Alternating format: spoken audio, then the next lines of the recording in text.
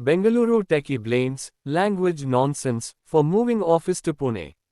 Bengaluru-based tech founder has decided to move his company's office to Pune within 6 months. The reason? The ongoing language nonsense. If this language nonsense is to continue, I do not want my non-Kannada speaking staff to be the next victim, entrepreneur Kaushik Mukherjee wrote on X.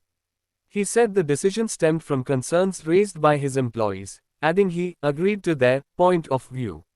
This came after a recent incident at an SBI branch in Bengaluru's Chandapura area, where a manager refused to speak in Kannada with a customer, saying, "This is India, I'll speak Hindi, not Kannada." The video of the interaction went viral, drawing sharp criticism from Kannada activists and political leaders alike. Kaushik Mukherjee's post was in response to Bengaluru South MP Tejasvi Surya, who earlier shared the video and called the manager's conduct not acceptable. If you are doing customer interface work in Karnataka, especially in a sector like banking, it is important to communicate to customers in the language they know, Mr. Surya wrote. He spoke of his long-standing demand that banks and other public-facing institutions in Karnataka ensure that local language-speaking staff are posted.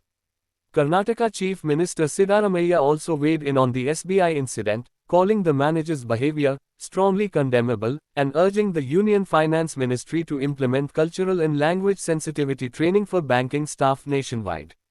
The manager has since been transferred, and both the bank and the manager have issued apologies. The manager, in a statement in Kannada, has reportedly promised to be more sensitive in future dealings with customers.